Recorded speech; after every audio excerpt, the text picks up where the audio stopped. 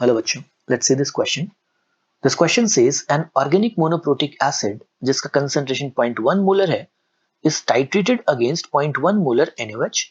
By how much does the pH change between 1/4 and 3/4 stages of neutralization? ये first part है question का. फिर पूछा जा रहा है कि if at 1/3 stage of neutralization the pH is 4.45, what is the dissociation constant of acid?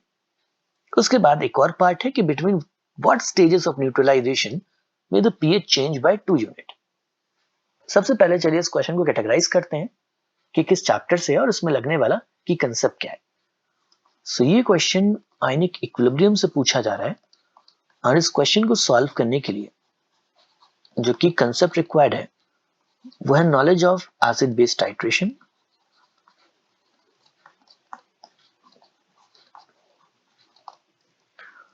चलिए इस क्वेश्चन को डिटेल में देखते हैं. हमारे पास एक वीक एसिड है जिसकी रिएक्शन स्ट्रॉन्ग बेस NaOH के साथ कराई जा रही है. बन रहा है एक सॉल्ट और वाटर. 1/4 स्टेज ऑफ टाइट्रेशन की बात कर रहा है. सो 1/4 स्टेज ऑफ न्यूट्रलाइजेशन बेसिकली है क्या कि अगर मेरे पास x मिलीमोल Ha का है तो x/4 मिलीमोल NaOH का होना चाहिए. रिएक्शन होगी, NaOH पूरी तरीके से कंज्यूम होगा, सॉल्ट बनेगा x/4 मिलीमोल एंड एसिड बच जाएगा x minus x/4 which is 3x/4 millimole. It's an acidic buffer. Okay, so it's a buffered solution. You can see it's a buffered solution. And एक buffered solution का pH निकालने का formula क्या होता है? pH is equal to pKa plus log salt concentration divided by acid concentration. Concentration की जगह हम यहाँ पे मिलीमोल्स पे लिख सकते हैं दोनों का, क्योंकि वॉल्यूम ऊपर नीचे कैंसिल हो जाएगा. ओके, सो हमको पहले केस में pH निकालना है. Let call it pH1.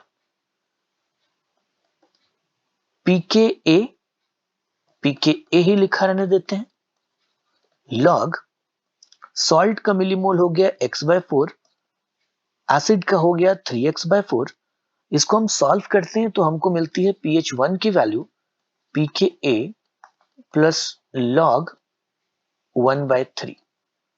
Okay, इसी तरीके से सेकेंड केस में जब हम निकालेंगे pH की वैल्यू, जिसमें हम बात कर रहे हैं 3/4 स्टेजेस ऑफ न्यूट्रलाइजेशन की, तो उस केस में थोड़ा सा चेंज आएगा. अभी जैसे हम 1/4 स्टेज ऑफ न्यूट्रलाइजेशन में NaOH ले रहे हैं x/4 मिलीमोल, एसिड बच रहा है 3x/4, वहां पे चीजें रिवर्स हो जाएंगी. Okay, so 3/4 stage of neutralization में NaOH जो लेना है हमको, वो लेना है 3x/4, जिससे सॉल्ट कितना बनेगा? सॉल्ट बनेगा 3x/4 एंड एसिड कितना बच जाएगा? वो बच जाएगा x/4. अब इस केस में जब मैं pH निकालूंगा विच इज pH2, सो वो कितना आएगा? pH is equal to pKa plus log salt का कंसंट्रेशन या सॉल्ट के millimole which is 3x/4 divided by acid के millimole which is x/4. 4 cancel, x cancel, ये हो गया pKa प्लस log 3. हमसे क्या पूछा था? pH में चेंज पूछा था. सो हम डेल्टा pH निकालेंगे which is pH2 minus pH1, जो कि निकल के आएगा log 3 minus log 1/3. Okay, pK cancel हो जाएगा. इसको सॉल्व कर लेते हैं. ये आ जाएगा 2 log 3 के बराबर और 2 log 3 की वैल्यू आ जाएगी 0.94.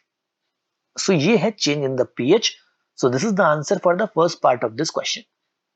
नेक्स्ट क्या बोल रहा है कि if at 1/3 stage of neutralization the pH is 4.45, what is the dissociation constant of the acid? चलिए इसको करते हैं.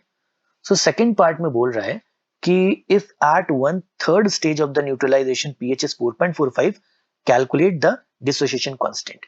तो इस बार क्या दे रखा है? pH दे रखा है, it is 4.45. 1/3 stage of neutralization की बात कर रहा है, यानी इस बार अगर मेरे पास NaOH कितना है? x/3. ओके, इस बार मेरे पास NaOH x/3 है. सो न्यूट्रलाइजेशन इतना हो जाना चाहिए। सो एसिड कितना यहाँ पे बचेगा, एसिड बचेगा x minus x by three which is 2x/3 और सॉल्ट कितना बनेगा, सॉल्ट बनेगा x बाय थ्री। सो यहां पे अगर मैं pH का फॉर्मूला लगाता हूं तो क्या निकल के आएगा, pH will be pKa plus again that log salt upon acid, salt upon acid। pH की वैल्यू दे रखी है 4.45, pK हमको निकालना है एंड सॉल्ट का कंसंट्रेशन है, सॉल्ट के millimole is x/3 and HA is 2x/3। x cancel, 3 cancel. So यहां से pK निकल के कितना आता है, pK निकल के आता है 4.45 माइनस लॉग 1/2। ओके, सो pK इतना निकल के आ रहा है, लॉग 1/2 को हम रेसिप्रोकल कर देंगे, सो माइनस लॉग 1/2 लॉग 2 हो जाएगा, यह आ जाएगा 4.45 प्लस लॉग 2।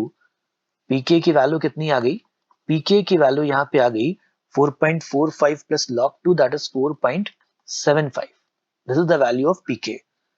अब pK होता है negative log of k, so anti log लेके जब हम k निकालेंगे तो आ जाएगा 1.77 इंटू 10⁻⁻⁵। ये हो गया सेकेंड पार्ट का आंसर। नेक्स्ट क्या पूछ रहा है थर्ड पार्ट में, थर्ड पार्ट में पूछ रहा है between what stages of neutralization में the pH change by 2 units. Okay, so इसको कैसे करेंगे, लेट्स सी दिस। सो हमारे पास pH 1 जो आएगा इस बार वो आएगा pKa प्लस 1 और pH 2 जो आएगा वो आ जाएगा pKa माइनस 1। ओके, ये आ जाएगा। सो ऐसे केस में अगर हम देखें तो pH चेंज कितना आ रहा है, 2 यूनिट का आ रहा है। pH 1 माइनस pH 2 करते हैं तो pK कैंसिल और pH का चेंज आ रहा है 2 यूनिट। सो ऐसे केस के लिए अगर मैं पहले वाले केस के लिए सॉल्ट बाय एसिड का कंसंट्रेशन देखता हूं तो वो कितना आएगा, पहले वाले केस के लिए जो सॉल्ट बाय एसिड आ रहा है दैट इज 10।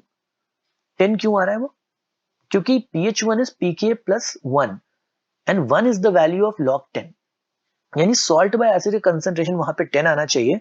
अब अगर मेरे पास A मोल एसिड है उससे X मोल बेस रिएक्ट कर रहा है तो सॉल्ट कितना बनेगा और एसिड कितना बचेगा, सॉल्ट बनेगा x एंड एसिड बचेगा a माइनस एक्स।